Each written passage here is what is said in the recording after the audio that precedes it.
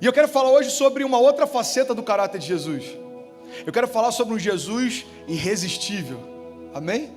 Você pode repetir isso comigo? Eu digo, Jesus é irresistível. Talvez a grande pergunta que o mundo faça é: se Jesus de fato é irresistível, por que a maior parte dos amigos que eu conheço não quer ir para a igreja? Você já se fez essa pergunta? Se Jesus ele é tão poderoso, se Jesus é tão incrível, se Jesus ele é tão amoroso, se Jesus ele é tão manso, se Jesus é tão, cara, sobrenatural, por que a maior parte dos meus amigos não tem interesse em ir para a igreja? Por um princípio simples: nem sempre a igreja que eles conheceram parece com Jesus que professamos. Sabe, eu vi algo uma vez que me marcou para sempre. Eu não lembro se foi o John Stott que disse, mas a frase é basicamente a seguinte: o motivo pelo qual o nosso evangelismo fracassa muitas vezes é porque não parecemos com Cristo que professamos. Mas existe algo nessa equação que tem que mudar. Presta atenção nisso em nome de Jesus.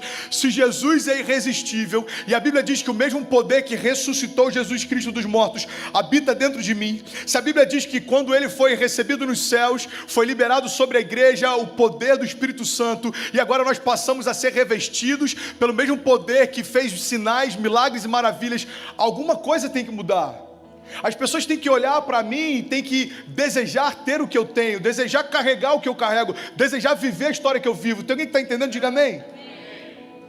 Quando as pessoas olham para a gente depois de algum tempo de caminhada e não desejam se tornar o que a gente está se tornando, alguma coisa pode ter de errado na nossa jornada de fé.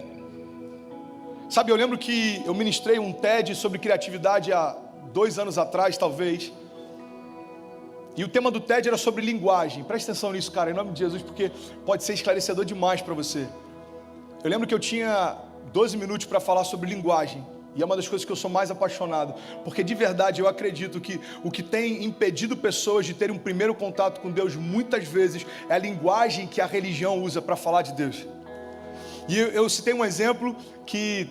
não sei se você já ouviu falar, mas ele foi muito conhecido durante um tempo. Ele era muito ensinado, principalmente nos meios de comunicação, escolas de comunicação, faculdade de comunicação. Falar a respeito da baleia mais solitária do mundo. Alguém já ouviu falar sobre isso?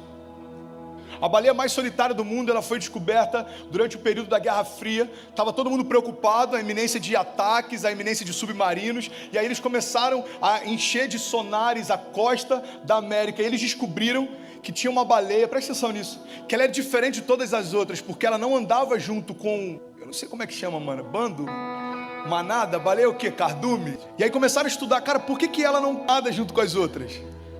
Por que ela não está sempre junto com as outras? E sabe o que eles descobriram? Aquela baleia, ela não nadava junto com as outras, porque a frequência com que ela se comunicava era diferente de todas as outras. Presta atenção nisso. As baleias, elas emitem um som em 50 e poucos hertz. Essa baleia, ela emitia som em 27, se não me engano, metade de todas as outras. E sabe o que eles descobriram? Aquela baleia, ela não estava junto com as outras, não é porque ela não queria, é porque ela não entendia o que elas falavam. E você sabe por que talvez essa seja a melhor analogia para explicar o porquê que seus amigos não estão na igreja? Porque muitas vezes a religião está querendo apresentar algo que é irresistível, mas está usando uma linguagem que ninguém entende.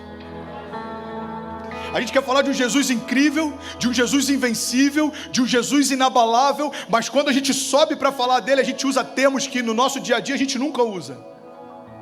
A gente sobe e fala, vamos entoar louvores e vamos adorar o nosso rei, mas quando a gente está no backstage a gente fala, mano, vamos lá porque vai começar o louvor. O que muda é uma linguagem simples, mas não tem a ver só com o tipo de fala que você tem, vai muito além. A linguagem que conecta Jesus com o pecador, Jesus com a criação, não tem a ver só com as gírias que você usa ou com a língua nativa que você tem, mas tem a ver com a linguagem do céu que você carrega.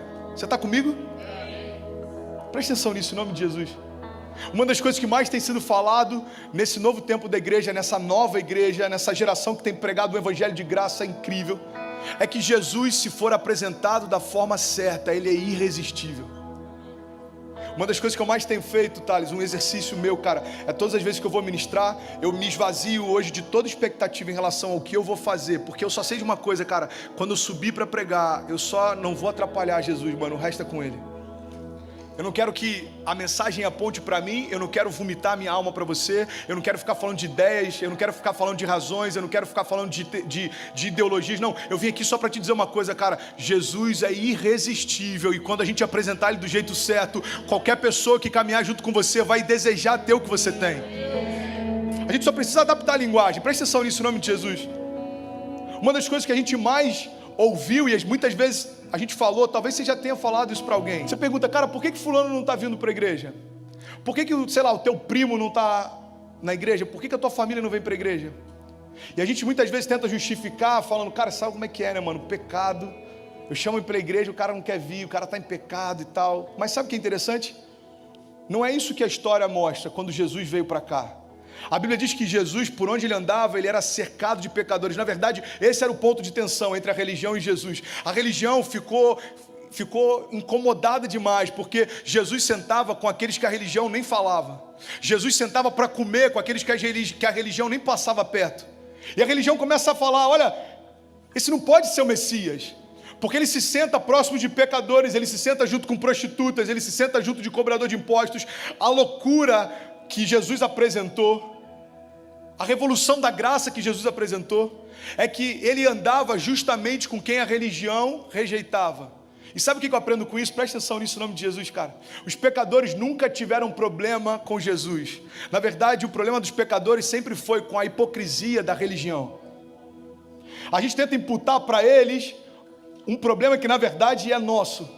Porque se eu nasci de novo e se eu carrego a própria vida de Deus dentro de mim, irmão, qualquer dificuldade de quem caminha junto comigo em desejar ter o que eu tenho, é porque eu não estou expressando o que eu vivo, eu não estou manifestando o que eu vivo.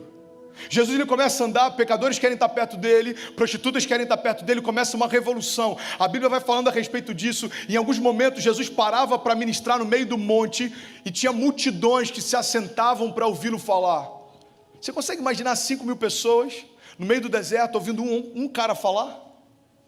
Eu imagino que eles se sentavam em rodas, cara, e alguém ficava falando e um interlocutor ficava passando para trás e o outro passando para trás. Eles ficavam debaixo de sol, sem comer, eles ficavam passando por todo tipo de circunstância, mas eles desejavam estar ali, porque o que Jesus falava eles nunca tinham ouvido de ninguém. A graça que fluía com o que Jesus falava eles nunca tinham experimentado em ninguém. Sabe, tem uma passagem que eu sou apaixonado por ela, fala que os religiosos mandaram alguns soldados prender Jesus e daqui a pouco os soldados voltam, sem Jesus.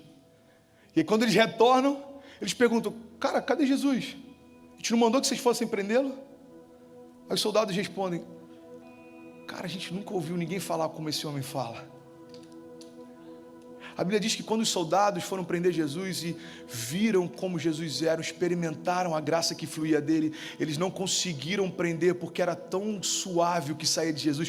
Como que eu vou prender alguém que me atrai? Como que eu vou tornar cativo alguém que quando fala, tudo dentro de mim se acalma? Como que eu vou prender alguém que quando libera uma palavra, tempestade dentro de mim pela primeira vez cessou? Sabe o que Jesus manifestou? Era a linguagem do céu que até então a religião nunca conseguiu manifestar. Jesus fala o que todo mundo falava.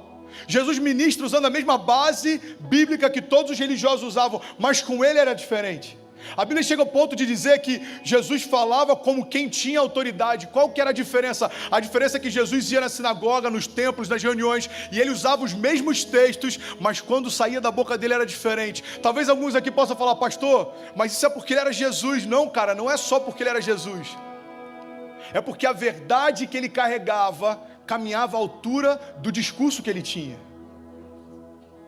A gente não precisa amplificar mais o nosso discurso. A gente só precisa alinhar mais a nossa vivência. Quando aquilo que a gente faz for mais próximo e parecido com aquilo que a gente diz, os nossos amigos desejarão ter o que a gente tem.